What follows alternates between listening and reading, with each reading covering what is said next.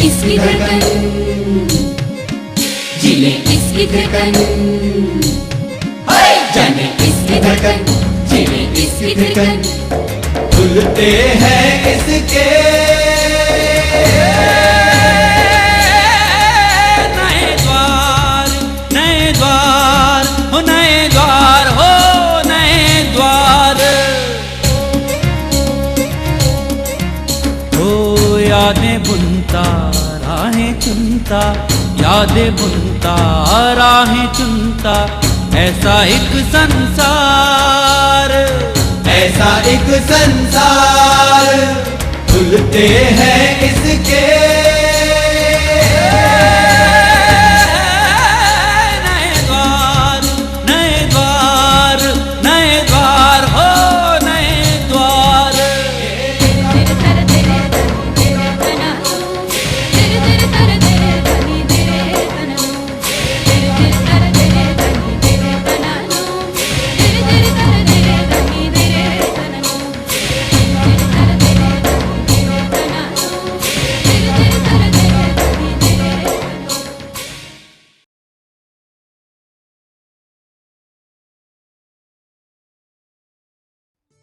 हिमालय पर स्वर्गलोक तक जाने वाली सीढ़ियां हैं कि नहीं ये तो हम नहीं जानते, लेकिन हम आपको पाताल लोक तक जाने वाली सीढ़ियों तक ज़रूर पहुंचा सकते हैं।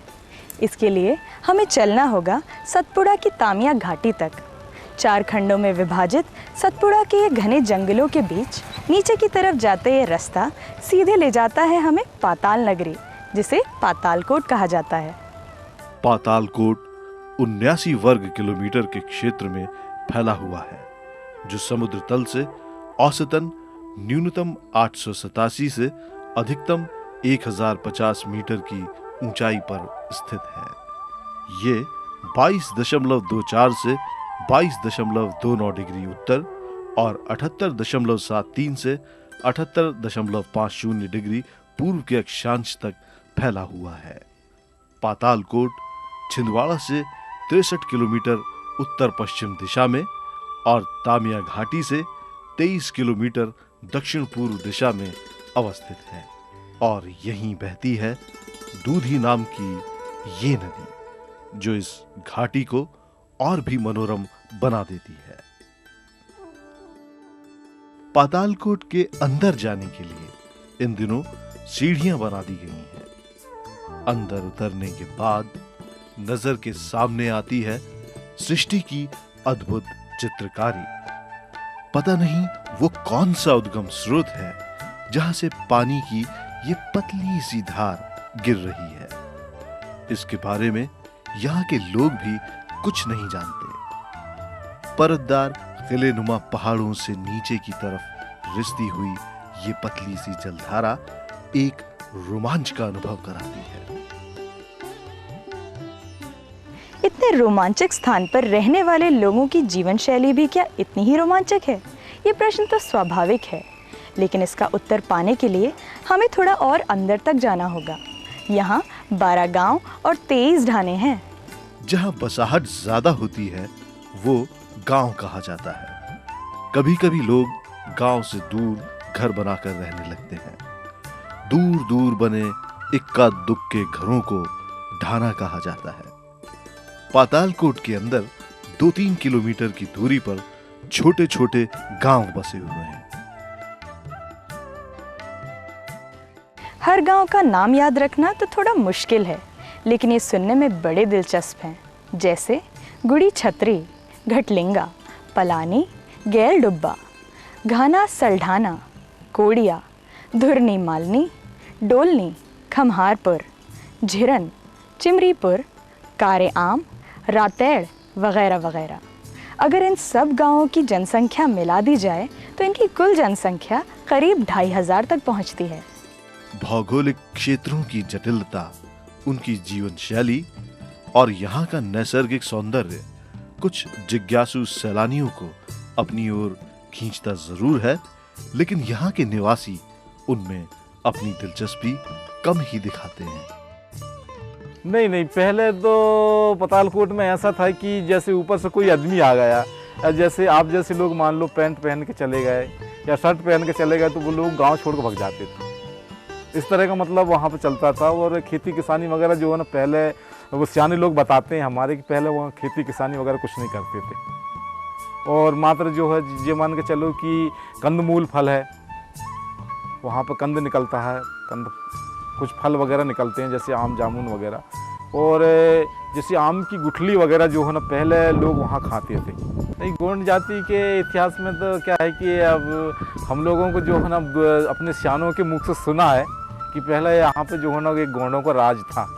हम गोंड वंश से हैं, लेकिन गोंडों का जो राज्य था समझ जाओ, उस समय जो है ना गोंड राजाओं ने भी समझ जाओ गोंडों के ऊपर अत्याचार किया। जिस तरह जो है ना पानी नहीं, बिजली नहीं, मकान नहीं, तन में कपड़े नहीं। पहले हम स्वतंत्र नहीं थे, आज़ाद नहीं थे हम लोग, लेकिन आज हम लोग ये मान के चलो कि अपने आप में जो है ना एक आज़ाद हैं, स्वतंत्र हैं, अपने मन से हम कुछ भी कर सकते हैं। कहा जाता है मेघनाद ने शिवजी की घोर तपस्या की और उन्हीं के आशीर्वाद से वो पाताल लोक का राजा बना। पाताल लोक तक पहुंचने का एकमात्र द्वार था ये पातालकोट, जहां पिछले 500 वर्षों से भरिया तथा गोंडों का निवास है। लेकिन पातालकोट के ये निवासी आज तक मेघनाद को नहीं भूले। उनका प्रतीक अभी भी गांव में देखा जा सकता है, जहां हर वर्ष मेला लगता है। इन दोनों ही जनजातियों में 77% भारिया जनजाति के सदस्य हैं। सदियों से साथ साथ जीवन व्यतीत करने के कारण इन दोनों जनजातियों की सामाजिक संरचना और आचार विचार में भिन्नता नहीं पाई जाती, लेकिन इन दोनों जनजातियों के मध्य में एक सूक्ष्म सी विभाजन रेखा जरूर है।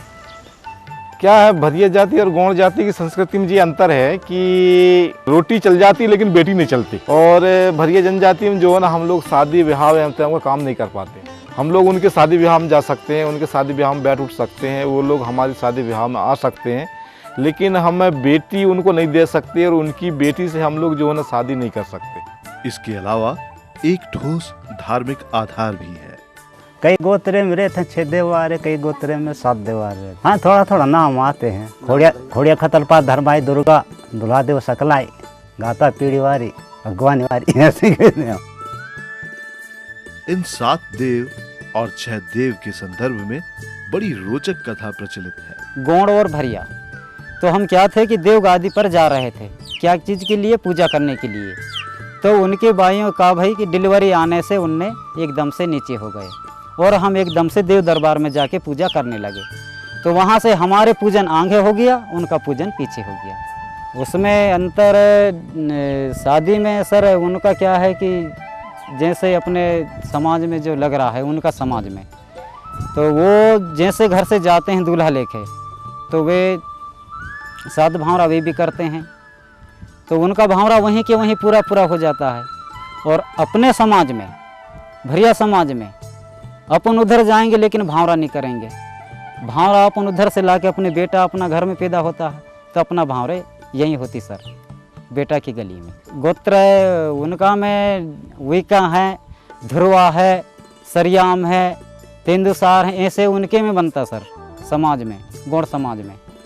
और हमारा में है पचलिया है, डांडोलिया है, चलहतिया है, बगोठिया, ऐसे मतलब गोत्रे बनाने में अपन को लड़की लाना पड़ता सर। जैसे हम ध्रुवा हो गए तो वो चलहतिया को हम समधी बनाना पड़ेगा, उसकी लड़की हम मंगेंगे तो हमारा लड़का के लिए शादी करेंगे। ये अपने हमारे भरिया समाज में उनका तो बताया मैंने। तो हमारे जो सरने में जो है तो हम उसी को ढूंढते में फिर उसको समधी बनाएंगे, फिर उसकी लड़की मंगाएंगे जब हमारे लड़का के लिए शादी करेंगे। इसके अलावा एक सूक्ष्म सा सामाजिक वर्गीकरण इन दोनों ही जनजातियों में देखा जाता है। जनसंख्या की दृष्टि से भरियाओं की बसाहट 77% है। शायद इसीलिए धर्म तथा अन्य क्रियाकलापों में भरियाओं का दखल ज़्यादा है। गोंडों का अंतर यही है कि थोड़ा उनका पूजापों में भी पीछे हो गए हैं और अपने पूजापों में थोड़ी आगे बढ़ चुके हैं। इस कारण से दोनों समाज का गोंड और भरिया से थोड़ा गोंड पीछे हैं। आज भी दोनों समाज का मतलब आगे पीछे में है। तो भरिया जनजाति आगे है और गोंड समाज पीछे है। वे करेंगे जैसा करेंगे, लेकिन अपना समाज से पूजा ज़्यादा कराएंगे वे। क्यों, उनको भाग थोड़ा अपने नगर में भी जो पूजा होती है तो वे लोग साथ में रहेंगे, लेकिन हाथ कम लगाएंगे। भरिया समाज ज़्यादा पूजेगी, उसका पूजा भरिया समाज करेगी। आज भी गोंड समाज समझदार है और जानूमकार भी है, परंतु भरिया से हाथ जरूर लगाएंगे वे। अपना घर का देवी देवता पूजवाएंगे, अपना नगर का देवता पूजवाएंगे। तो इस समाज से गोंडों का पूजा करने में कुछ उन लोगों का भला होता है। क्यों भला होता है कि भाई भरियाए ने भरिया जहाँ बैठेगा वहाँ तो वो हाथ पैर जोड़ेगा। तो वो 12 महीना आनंद रहने के लिए भरिया समाज को गोंड समाज पकड़ती है। इसके अलावा इन दोनों ही जनजातियों के रहन सहन में समानता ही देखी जाती है। भरिया हो या गौंड, दोनों ही जनजातियों ने अस्तित्व के लिए संघर्ष और प्रकृति के साथ समायोजन स्थापित करने में सदियों से गजब की सहनशीलता का परिचय दिया है। इन ऊंचे नीचे पथरीली क्षेत्र में जीना ये काफी पहले सीख चुके हैं।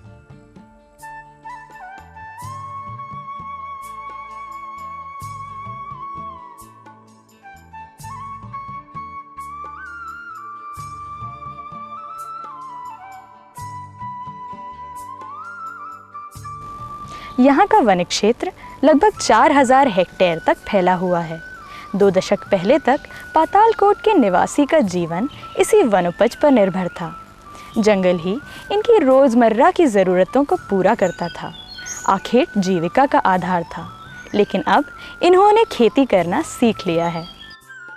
बीज बोने से लेकर हल चलाने तक सभी उन्नत औजार इन दिनों यहाँ मौजूद हैं। फिर भी खेती यहाँ सहज नहीं है।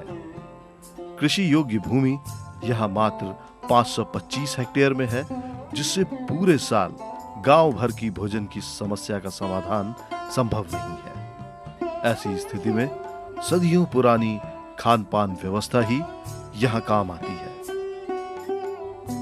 आज भी यहाँ की जिंदगी सहज जरूर है, लेकिन सरल हरगिज नहीं। यहाँ के भरिया और गौंड जनजाति के लोग अपनी चुनौतियों से अच्छी तरह परिचित हैं और अभ्यस्त भी।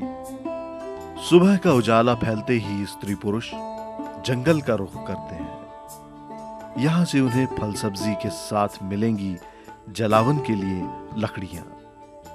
ये दिनचर्या सदियों से चली आ रही है, अपनी सधी हुई लय और ताल के साथ। इसमें किसी प्रकार का व्यतिक्रम आज तक नहीं देखा गया।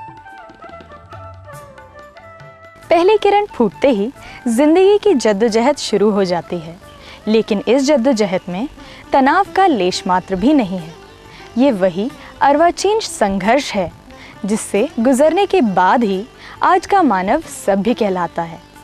तो क्या इन्हें हम असभ्य कहेंगे? लेकिन ये असभ्यता की पराकाष्ठा होगी। संभवतः सभ्यता की सबसे शालीन परिभाषा यहीं से आरंभ होती है। जैसे भरिया जाति के समाज, हम लोग हमारे आजा पराजा ने भी ये नहीं बताया कि बोले अपना जाति होती कैसे। उन लोगों ने पहले राजा महाराजा, राजधानी इनके क्या बोले, क्या पगारा बोलते थे, पगारा जागीर, तो वहाँ राजा महाराजा ने के रह जाना था, उनका राजधानी था। अब वो रहते रहते में पता नहीं वो राजा महाराजा उनको हटा दिया। गोंड और भारिया ये छोटे बड़े हैं, तो इनमें से पता नहीं कि भारिया कैसे में भारिया का है, आनंदवासी भारिया। तो हम लोग उतना ही काम के लिए ज़्यादा दंदाना नहीं पड़ता, घबराते नहीं। हम थोड़ा बहुत खेती किसानी करते और आनंद रहते। मेरा सोच यही बोलता है कि हम आनंदवासी भारिया हैं। ये नहीं सोचते कि अपन थोड़ा सा अच्छे से मकान बना लें या अच्छे से कोई खेती कर लें, वो कोई चिंता नहीं। इसीलिए मैं आपको तरह का आनंदवासी भारिया है और इसीलिए हमें आदिवासी भारिया भी बोलते हैं। वनोपज में आज भी महुआ यहाँ के जीवन का अपरिहार्य अंग है। उसके बीज को गुल्ली कहा जाता है। महिलाएं काफी सारा वक्त महुआ के फलों से बीज निकालने में ही व्यतीत करती हैं। इन बीजों को उबालकर भोजन के काम में लाया जाता है। फिर भी काफी सारा बीज बच जाता है जिसे वे तामिया के बाजार में बेच आते हैं। मिले हुए पैसों से घर की अन्य जरूरतों का सामान आ जाता है। इसके अलावा महुआ के फलों से बनी हुई शराब दिन भर की थकान मिटा देती है। हमारे आजा दादा कहते थे कि बेटा के गेहूं की रोटी ठंडी होवे के तुम गेहूं की रोटी ज्यादा खाने नहीं के। अब पकी नहीं तो कहाँ की रोटी खाते। अब वो महुआ बिन ले में अब डुबला में डार ले में वो दारू बना जा रहे बेटा दारू बना के लाइए रही के। अब हमारा आ जाए दादा के लात बना के लाने पर ला के कितनी है रे बताइए के 2 बोतल आए दादा के बाहर के दे दिए। ला रे दे एक पत्ता पी के दे माहौल की पत्ता तोड़े पिए ले रही पी ले तू भी दवार दारू बेटा बीमार नहीं हो मैं कहीं सूख से आ गई तो हम पी लिए ना हमें नहीं दादा हम तो नहीं पीने। आज भी हमारे दादा हम पी रहे बना रहे महुआ के दारू मस्त पी रहे घर में काम करके शाम को। कई लोग तो दिन भर भी चिल्ला दे रहे हैं दारू पी के। और क्या इस शराब को बनाने के लिए काफी मशक्कत करनी पड़ती है। ये सदियों पुरानी पद्धति है जिसे कहीं से अवैज्ञानिक नहीं कहा जा सकता। ये परिवार महुआ के फलों से दारू बना रहा है। इसके लिए सबसे पहले बड़े से पतीले में महुआ के फलों को उबाला जाता है। बर्तन के ही साथ लगी लकड़ी दरअसल अंदर से पोली है जहां से होकर भाप दूसरे बर्तन तक ठंडी होकर पहुंचती है। ये प्रक्रिया काफी लंबी है। इसके लिए धैर्य का होना काफी जरूरी है। इसके अलावा सुस्वादु भोजन के लिए ये खेतों में जाकर मेहनत करते हैं जहां आजकल ये सब कुछ उगाते हैं। अब शिकार बीते हुए कल की बात हो गई है।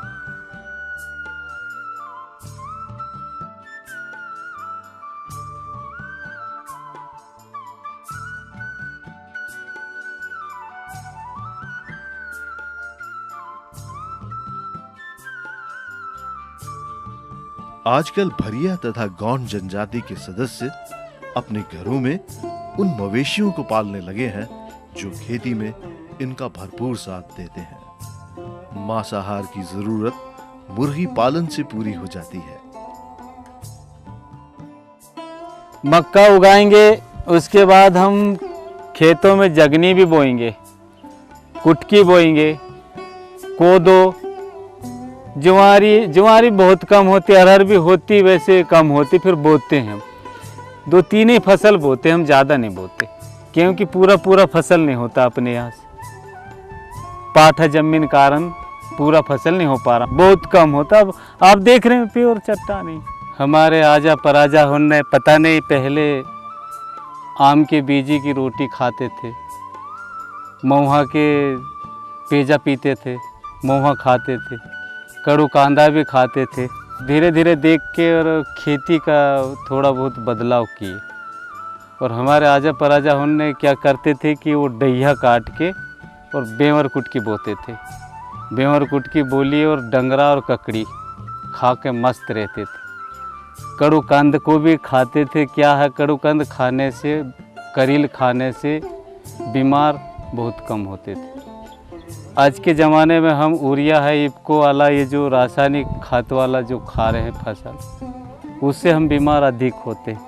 पूरे पुराने जो पद्धति से खाते थे उनको पूरा हटा दिए, शौक से ही खाते हैं। जैसे साल में 1-2 बार बारिश में महुआ भी खाएंगे, कोया भूंज के, और घोंट की भी खाएंगे। आज के ज़माना में तो हम सीधा गेहूं की रोटी, मक्के की रोटी और चावल। और पहले महुआ आम के इन्हीं को ज़्यादा पसंद, क्योंकि अच्छा गर्मी दाना थी वो। आज के ज़माने वो ठंडा, इसलिए हमें बीमार होना पड़ता सर ज़्यादा। ये भी बता रहा हूँ आपसे, क्योंकि कनकी भी खाते ठंडी होती, चावल भी खाते ठंडी होती। आमों के मौसम में यहाँ का नज़ारा देखते ही बनता है। पातालकोट की धरती पीले पीले खुशबूदार आमों से पट जाती है। यहाँ के निवासी आम तोड़कर या पत्थर मारकर नहीं खाते, ये वही आम खाते हैं जो अपने आप पककर धरती पर गिर जाते हैं। अत्यधिक आम के सेवन से चेहरे पर फोड़े फुंसी का निकलना भी आम बात है। फिर भी इस मीठे फल की चाहत कम कहाँ होती है। इन मीठे फलों को खाने के लिए कोई वक्त तय नहीं होता। इन दिनों आम पेट की भूख का सरल सुलभ सा इलाज बन जाता है, जबकि बच्चों के लिए किसी भोज से कम नहीं। बावजूद इसके यहाँ बसने वाली गौंड और भरिया जनजाति आधुनिकता का नया और चटकारेदार स्वाद भी चख रही हैं। आधुनिकता ने इनकी ज़रूरतों को एक व्यापक विस्तार दिया है। ऐसी कई चीज़ें इनकी ज़िंदगी में शामिल हो चुकी हैं जिन्हें पहले ये जानते तक नहीं थे। रोजमर्रा की जरूरत की वस्तुओं के लिए ऊपर जाकर तामिया के बाजार में खरीदारी करना इनका शौक भी है और जरूरत भी। खरीदारी करना इनके लिए एक रोचक और मनोरंजक अनुभव है। स्त्रियां जहां बड़े ही चाव से श्रृंगार की वस्तुओं की खरीद फरोख्त करती नजर आती हैं, वहीं पुरुषों के लिए ये तफरीह का बढ़िया जरिया है। पातालकोट में बहुतायत से उपजने वाली जड़ी बूटियों तथा महुए को यहाँ बेचकर अपनी अन्य जरूरत का सामान वे यहीं से ले जाते हैं। ये निश्चय ही सुखद अनुभव है।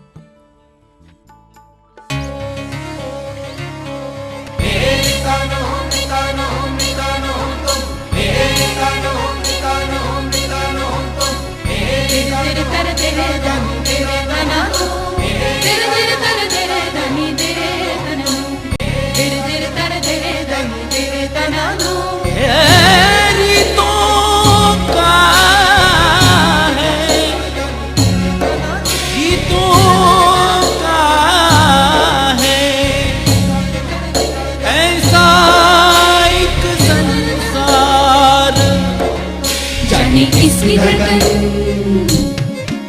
जिले इसकी धड़कन, जाने इसकी धड़कन, जिले इसकी धड़कन, खुलते हैं इसके नए द्वार, नए द्वार, हो नए द्वार, हो नए द्वार। हो यादें बुनता राहें चुनता, यादें बुनता राहें चुनता, ऐसा एक संसार, ऐसा एक संसार, खुलते हैं इसके